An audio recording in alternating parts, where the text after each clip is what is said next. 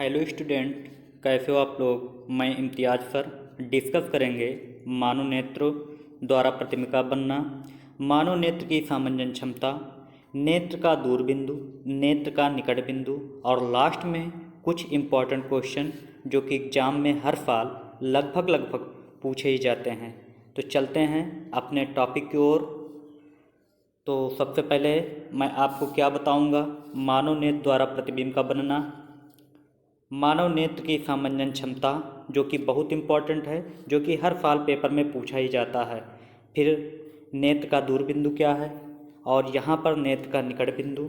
इसके बाद लास्ट में कुछ हम महत्वपूर्ण क्वेश्चन इससे संबंधित बताएंगे। तो चलते अपने टॉपिक की ओर। और हाँ, यदि आप अभी तक मेरे चैनल को सब्सक्राइब नहीं किए हैं तो कर लें। आने वाले टाइम में मैं आपको साइंस और मैथ में इम्पॉर्टेंट क्वेश्चन लेकर आऊँगा जो कि हर साल परीक्षाओं में पूछे ही जाते हैं। और हम टारगेट लेकर चलते हैं कि जितने स्टूडेंट मुझसे जुड़े हैं, जितने भी स्टूडेंट मुझसे जुड़े हैं, उन सभी के साइंस और मैथ में कम से कम 90+ नंबर आने चाहिए, कम से कम 90+ नंबर होने चाहिए। और इसके पहले हम आपको बता दें कि अगर आप इस चैनल से जुड़े रहते हैं तो आपको कोई भी प्रॉब्लम नहीं होगी। अन्य सभी सब्जेक्ट में आपको गाइड करूँगा और यहाँ पर आपको हर सुविधा मिलेगी। कहने का मतलब हर सब्जेक्ट में आपको मैं डिस्कस कर दिया करूँगा, जिससे कि आप हर सब्जेक्ट को जो है बड़े आसानी से पेपर में कर लें। तो चलते हैं अपने टॉपिक को। सबसे पहले हमारा टॉपिक है कि मानव नेत्र द्वारा प्रतिबिंब का बनना। पेपर में पूछा जाता है कि मानव नेत्र द्वारा प्रतिबिंब कैसे बनता है, तो उसके बारे में बताओ। तो आप लोग क्या बताएंगे उसके बारे में कि मानव नेत्र द्वारा प्रतिबिंब का बनना क्या है। भाई, मानव नेत्र द्वारा प्रतिबिंब कैसे बनेगा, तो हम इसमें बताते हैं आपको कि किसी वस्तु से चलने वाली प्रकाश की किरणें, मान लीजिए कोई वस्तु है, ये किसी वस्तु से चलने वाली प्रकाश की किरणें सबसे पहले, सर्वप्रथम माने सबसे पहले नेत्र के कार्निया पर आपतित होती। कहाँ आपतित होती है? नेत्र के कार्निया पर। ये आपका कार्निया है ये। तो नेत्र के कार्निया पर क्या होती है? सबसे पहले आपतित होती है चलने वाली प्रकाश किरणें। ये वस्तु है, वस्तु से चलने वाली प्रकाश किरणें सबसे पहले किस पर आपतित होती है? नेत्र के कार्निया पर आपतित होती है। उसके बाद नेत्र लेंस से, यहाँ पर क्या लगा होता है? नेत्र लेंस। देखो ध्यान से, ये यहाँ पर नेत्र लेंस से अपवर्तित होकर रेटिना पहुँचती है। अपवर्तित मतलब कि ये ऐसा माध्यम है, एक पारदर्शी माध्यम है। तो पारदर्शी माध्यम में क्या होता है? अपवर्तन होता है। और अगर पारदर्शी माध्यम नहीं तो वहाँ क्या होता है? परावर्तन होता है। तो कहने मतलब कि किसी वस्तु से चलने वाली प्रकाश किरणें सर्वप्रथम नेत्र के कार्निया पर आपतित होती। किस पर आपतित होती है? नेत्र के कार्निया पर आपतित। कल हम कार्निया के बारे में बताए थे, पुतली के बारे में बताए थे, दृढ़ पटल के बारे में बताए थे। अगर वो वीडियो आप लोग नहीं देखे हैं तो हमारे इस चैनल के प्ले लिस्ट में जाकर बड़े देख सकते हैं, जहाँ पर आपको मानव नेत्र के बारे में और मानव नेत्र से संबंधित संरचना जो है उसका और निकट दृष्टि दोष, ये सब चीज़ के बारे में बताए हैं। अगर अभी तक न देखे हो तो उसको जाकर देख लें, जिससे कि आप लोग अच्छे नंबर पा सकें। तो आता है कि मानव नेत्र द्वारा प्रतिबिंब बनना। तो इसमें हम क्या बताएं कि सबसे पहले किसी वस्तु से चलने वाली प्रकाश किरणें सबसे पहले नेत्र के कार्निया पर आपतित होती। किस पर आपतित होती है? नेत्र के कार्निया पर। नेत्र लेंस से अपवर्तित होकर, किससे अपवर्तित होकर? नेत्र लेंस से अपवर्तित होकर यह रेटिना पर पहुंच जाती है, जहाँ पर वस्तु का वास्तविक व उल्टा प्रतिबिंब बनता है। तो जहाँ पर वस्तु का कैसा प्रतिबिंब था? यहाँ प्रतिबिंब बनेगा। ध्यान से देखो, यहाँ प्रतिबिंब बनेगा। और कैसा बनता है? वस्तु यहाँ पर जो प्रतिबिंब बनेगा कैसा बनेगा? वास्तविक व उल्टा।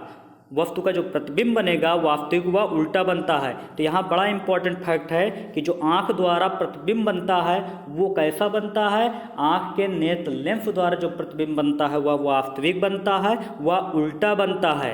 अगर पूछा जाए पेपर में कि ये बताओ मानव नेत्र द्वारा प्रतिबिंब कैसा बनता है, तो मानव नेत्र द्वारा प्रतिबिंब रेटिना पर बनता है, वह वस्तु का वास्तविक व उल्टा प्रतिबिंब बनता है। इतनी बात याद रखना, दिमाग में बात रखना। आगे फिर है प्रतिबिंब बनने का संदेश हमारी जो तंत्रिका होती है द्वारा मस्तिष्क में पहुंचता है। तो जो पहले तो हमारा जो प्रतिबिंब बनेगा रेटिना में बनेगा, और वहाँ से क्या होगा कि दिमाग को बात जाएगी कि हाँ प्रतिबिंब बन रहा है। क्या बन रहा है? प्रतिबिंब बन रहा है।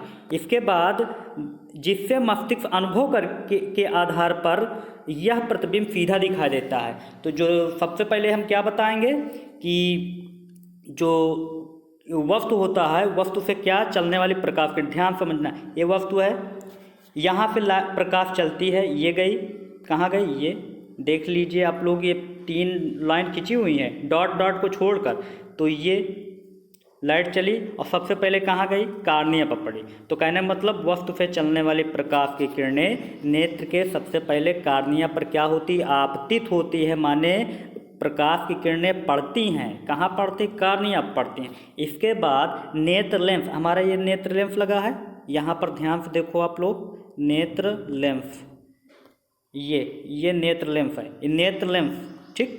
नेत्र लेंस से क्या होती है, अपवर्तित होकर, नेत्र लेंस से क्या होकर, अपवर्तित होकर ये किरणें जाकर कहाँ मिलती हैं, ये रेटिना पर मिलती हैं। किस पे मिलती है, ये हमारा रेटिना है। रेटिना के बारे में बताएं हैं अगली वीडियो में, आप लोग जरूर जाकर देखना। तो रेटिना पर क्या होती हैं, ये किरणें आकर यहाँ देखो मिल गई। अब मिलने के बाद जो इसका प्रतिबिंब बनता है वो कैसा बनता है, इसका प्रतिबिंब उल्टा बनता है। तो और ये जब प्रतिबिंब उल्टा बनेगा तो जो हमारा मस्तिष्क है, हमारा क्या मस्तिष्क है, इसको क्या करता है कि तांत्रिकाओं द्वारा जब ये हमारे मस्तिष्क को पहुंचता है ये संदेश कि हाँ कोई चीज़ है जो रेटिना बन रहा है, तो मस्तिष्क उस उल्टे प्रतिबिंब को सीधा दिखाई देता है। मस्तिष्क उसको सीधा बताता है कि हाँ सीधा ये प्रतिबिंब तुम्हारा है। तो अगर आ जाए पेपर में कि मानव नेत्र द्वारा प्रतिबिंब का बनना, तो आप लोग कहोगे किसी वस्तु से चलने वाली प्रकाश की किरणें सबसे पहले नेत्र के कहाँ पड़ती है, कॉर्निया पड़ती है, और कॉर्निया से फिर क्या होता है, नेत्र लेंस से अपवर्तित होता है। तो नेत्र लेंस से अपवर्तित होकर वस्तु का वास्तविक व उल्टा प्रतिबिंब कहाँ बनता है, रेटिना बनता है। और रेटिना पर प्रतिबिंब हमारा जो नेत्र द्वारा बनता है वो उल्टा बनता है, और हमारा जो नेत्र होता है उसको सेंस करके उसको सीधा दिखाता है। तो ये हुआ हमारा क्या, मानव नेत्र द्वारा प्रतिबिंब का बनना। तो आप लोगों को समझ में आ गया होगा। और इस टॉपिक का जो है मानव नेत्र द्वारा प्रतिबिंब का बनना, इसका आप लोग स्क्रीनशॉट ले लें और अच्छे से समझ लें। इसके बाद आता है मानव नेत्र की सामंजन क्षमता। अब पेपर में पूछा जाता है मानव नेत्र की सामंजन क्षमता, आप लोग परीक्षा देने जाओ तो ज़रूर पूछा जाएगा। इस पर लिख लेना वेरी वेरी इंपॉर्टेंट, क्या लिख लेना, वेरी वेरी इंपॉर्टेंट है, बहुत इंपॉर्टेंट। ये नेत्र का दूरबिंदु, ये भी वेरी वेरी इंपॉर्टेंट है। ये सब जब बार बार पूछे जाते हैं। नेत्र का निकट बिंदु, इस पर भी वेरी वेरी इंपॉर्टेंट लिख लेना, ये भी बार बार पूछा जाता है। तो जितना ये पूरे पॉइंट है ये सब पर वेरी वेरी इंपॉर्टेंट लिख लेना, ठीक है। तो हम सबसे पहले आपको बता रहे हैं कि क्या चीज़, कि मानव नेत्र का सामंजन क्षमता क्या है। तो मानव नेत्र की सामंजन क्षमता में कि जो हमारा नेत्र लेंस होता है, क्या होता है, मानव नेत्र का नेत्र लेंस होता है। नेत्र लेंस की फोकस दूरी को, ध्यान से सुनना, कि नेत्र लेंस की, किसको, नेत्र लेंस की, जो हमारा आँख है, आँख में एक लेंस लगा है उसको, तो नेत्र लेंस की फोकस दूरी को, जो नेत्र है नेत्र लेंस की फोकस दूरी को आवश्यकता अनुसार समायोजित, एडजस्टमेंट करना, जितना हमें ज़रूरत उतना एडजस्टमेंट करना, कि नेत्र लेंस की फोकस दूरी को आवश्यकता अनुसार समायोजित करके किसी वस्तु को देखने की क्षमता को ही नेत्र की सामंजन क्षमता कहते हैं। समझ में आया, फिर से बताते हैं, सुनो ध्यान से, कि नेत्र लेंस की फोकस दूरी को, किसको, नेत्र लेंस की फोकस दूरी को आवश्यकता अनुसार समायोजित करके किसी वस्तु को देखने की क्षमता को ही नेत्र की सामंजन क्षमता कहते हैं। मान लीजिए हमारा वस्तु है और ये हमारी आँख है, ये हमारी क्या है, आँख है। तो इस लेंस के द्वारा किसी वस्तु को, अब इतना बड़ा चीज़ को देखना है, तो इस लेंस द्वारा क्या होता है, समायोजित करते कि हाँ भाई इतना बड़ा हमारा वस्तु है, इसको हमें देखना है। तो नेत्र लेंस से इसको एडजस्टमेंट करता है, ऑटोमेटिक इसको आवश्यकता अनुसार समायोजित कर लेता है। तो नेत्र तो आ जाए मानव नेत्र की सामंजन क्षमता, तो आप क्या कहेंगे कि नेत्र लेंस की फोकस दूरी को आवश्यकता अनुसार समायोजित करके किसी वस्तु को देखने की क्षमता को ही नेत्र की सामंजन क्षमता कहते हैं। तो समझ में आई बात, ठीक।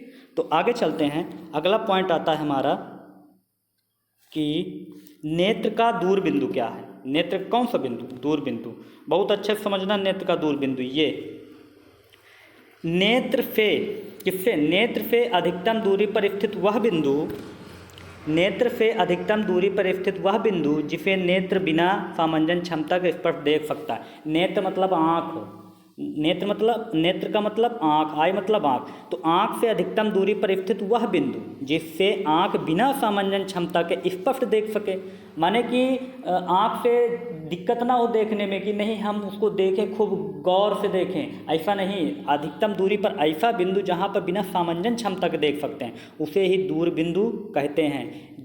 और अगर पूछा जाए कि दूर बिंदु किसे कहते तो कहोगे नेत्र से अधिकतम दूरी पर स्थित ऐसा बिंदु जिसे नेत्र बिना सामंजन क्षमता के स्पष्ट देख सके, नेत्र को सामंजन क्षमता करने की कोई ज़रूरत न पड़े तो उसे ही क्या कहेंगे, दूर बिंदु कहेंगे। तो पेपर में दूर बिंदु का डिफिनीशन आ जाए तो इसी तरह लिख देना है। अब फिर पूछा जाता है, ये वेरी वेरी इंपॉर्टेंट है, इसको खूब अच्छे से समझना कि स्पष्ट दृष्टि की न्यूनतम दूरी, ध्यान सुनना, स्पष्ट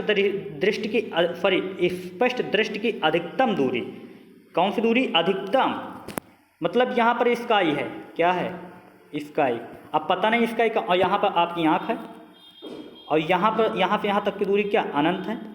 अब पता नहीं कितनी दूरी है, आसमान की दूरी कोई नहीं जानता कितनी दूर है आसमान है, तो हमारी आँख तब पर भी देख लेती है, तो इसका मतलब दूर है, स्काई क्या है, दूर है। तो कहा जाए स्वस्थ आँख की अधिकतम दूरी क्या है, तो कहोगे स्वस्थ आँख की अधिकतम दूरी अनंत होती है। हम आकाश में भी देख सकते हैं, आकाश के ऊपर भी देख सकते हैं, हमारी आँख जहाँ तक जाती है अनंत तक जाती है, अनंत तक देखते हैं, जिसका कोई निकट बिंदु नहीं है कि नहीं भाई हमका 2 किलोमीटर दिखाई, इसके आगे हमको देखने के लिए दूसरी चीज़ जरूरत है, ऐसा कुछ नहीं ना। जो मानव का नेत्र होता है उसका जो अधिकतम बिंदु होता है वह कितना होता है, तो आप लोग बताओगे मानव नेत्र का जो अधिकतम बिंदु होता है स्पष्ट दृष्टि की वो अनंत होता है, क्या होता है, अनंत। तो याद रखना, पेपर में आ जाए तो बड़े आसानी से कर लेना कि स्पष्ट दृष्टि की अधिकतम दूरी अनंत होती है। इस पर इंपॉर्टेंट लिख लो, हर साल पूछा जाता है। अब आता है नेत्र का निकट बिंदु, ध्यान सुनना, नियर पॉइंट ऑफ द आई।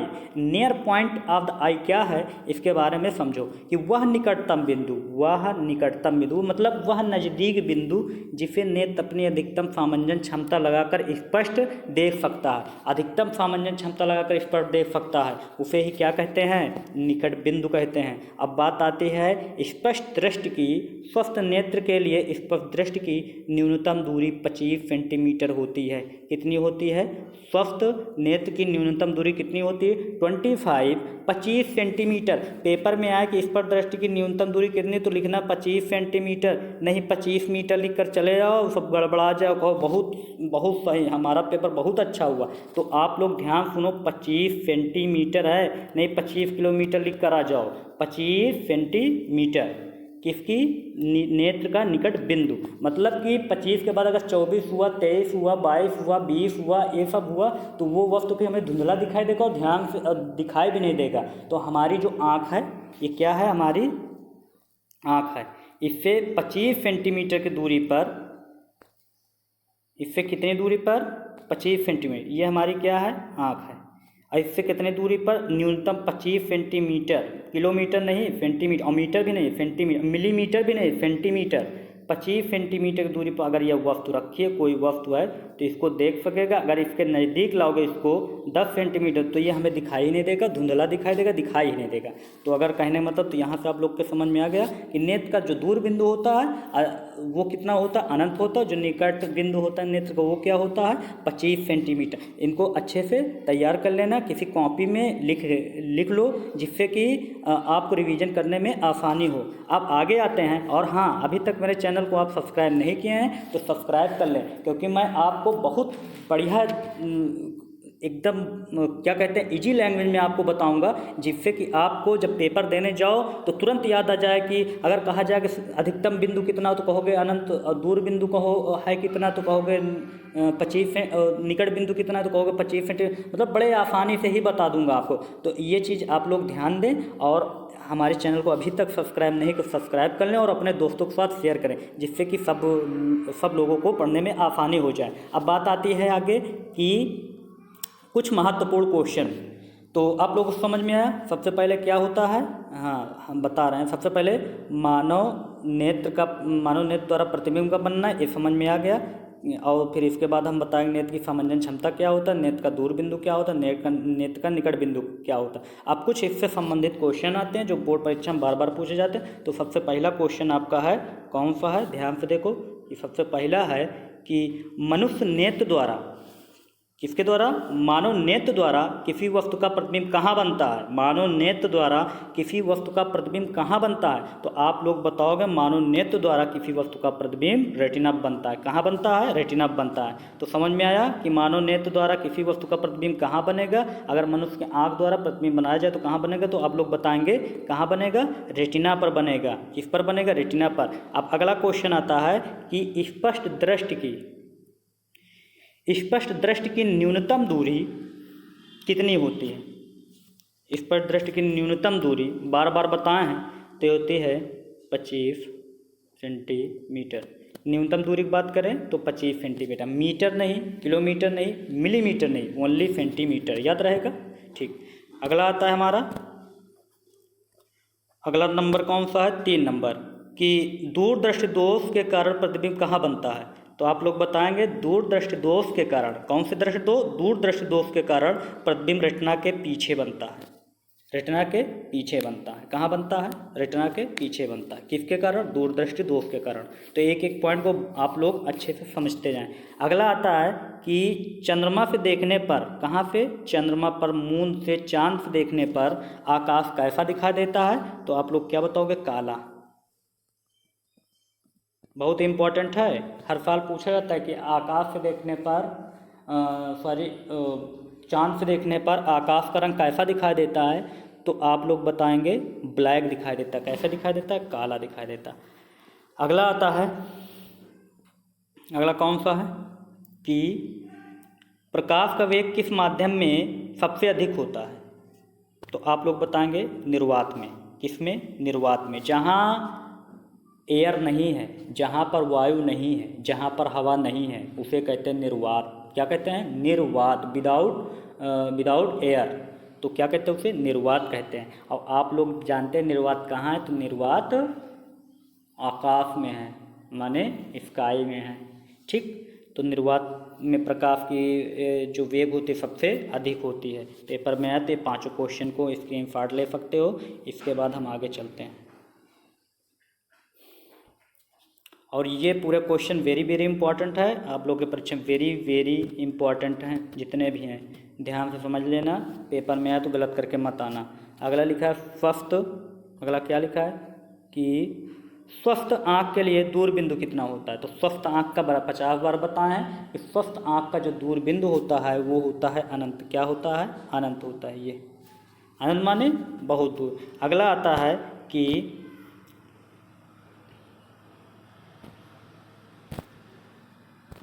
अगला क्या आता है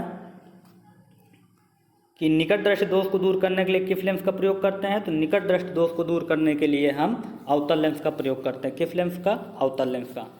और एक आपको बताए थे दारू, याद कर लेना। क्या याद कर लेना? दारू।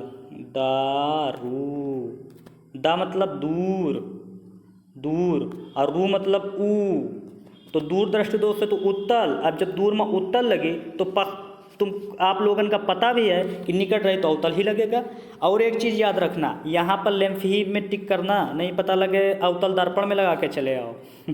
किस में लगा के चले आओ? अवतल दर्पण में। ध्यान से समझना, ये क्या लिखा है? लेंस लिखा है। लेंस में ही लगाना और दर्पण में मत करके आना। नहीं अवतल दर्पण में लगा दिए, कहें हाँ भाई हमारा तो हो गया, तो अवतल दर्पण में नहीं लगाना है, इसमें नहीं लगाना। लेंस में ही टिक करना। अगर टिक में आ जाए तो कि निकट दृष्टि दोष को दूर करने के लिए किस लेंस का प्रयोग करते हो? तो निकट दृष्टि दोष को दूर करने के लिए अवतल लेंस का। अगला हमारा क्या आता है? अगला हमारा आता है दूर दृष्टि दोष को दूर करने के लिए किस लेंस का प्रयोग करते हैं? तो दारू याद किए होंगे। दारू मतलब कि दा मतलब ये और ऊ मतलब लेंस में उत्तल, तो दारू मतलब उत्तल लेंस। फिर आता है प्रकाश का प्रकीर्णन सबसे कम किस में होता है? तो प्रकाश का प्रकीर्णन सबसे कम किस में होता है? तो लाल रंग में। ये प्रकीर्णन क्या है? ये जो वीडियो हम बनाएंगे प्रकीर्णन वाली, उसमें हम आपको बता देंगे। अभी इसको इतना समझो कि प्रकाश का प्रकीर्णन सबसे कम किस में होता है? तो आप लोग बताएंगे लाल रंग में। मतलब बिखराव, सबसे कम बिखराव किसका होता है? तो लाल रंग का होता है। आगे आता है अगला पॉइंट 10 नंबर कि एक व्यक्ति के चश्मे में, पेपर में इसी तरह क्वेश्चन पूछे जाएंगे कि एक व्यक्ति के चश्मे में उत्तल लेंस लगा है, बताइए उस व्यक्ति की आँख में कौन सा दोष है। तो आपसे पूछा जाए कि एक व्यक्ति के चश्मे में उत्तल लेंस लगा है, नहीं अवतल लेंस लगा है, नहीं दोनों लेंस लगे हैं, तो बताओ कौन सा दोष है। तो अगर उत्तल लेंस लगा है चश्मे में तो आप लोग बताएंगे दूरदृष्टि दोष। क्या बताएंगे? दूरदृष्टि दोष। उत्तल लगा है तो दूर, अवतल लगा है तो निकट, और दोनों लगे हैं तो दूर और निकट दोनों दोष हैं। तो इस चीज़ को आप लोग अच्छे से समझ लेना। और इसके पहले मैंने 2 वीडियो जो है ह्यूमन आई के बारे में बनाए हैं, जिसे डिटेल से अगर आप लोग ना देखे हों तो देख लें, जो कि इस चैनल के प्लेलिस्ट में मिल जाएंगे। ठीक, जिसमें मैंने क्या क्या बताया है कि मानव नेत्र व मानव नेत्र की संरचना क्या है और सभी दृष्टि दोष के बारे में डिटेल से बताए हैं। तो आपके लिए ये वीडियो और 2 और जो वीडियो है बड़ी ही हेल्पफुल होंगी। और अगर हाई स्कूल की परीक्षा देने जा रहे हो तो इसी से आपके तीनों वीडियो से कम आपके 8 नंबर मिलेंगे। 70 नंबर में आपको कम से कम 8 नंबर, कितने नंबर? 8 number, 8 mark. तो इस वीडियो को आप लोग अच्छे से देख लेना, पेपर से पहले भी और पेपर के पहले देख लेना, पेपर देने से पहले, जिससे कि आपके 8-9 नंबर बड़े आसानी मिल जाएं। और इसी के साथ हमारी वीडियो ख़त्म होती है। और हाँ, अगर अच्छी लगी हो तो लाइक करें, सब्सक्राइब करें और शेयर करें।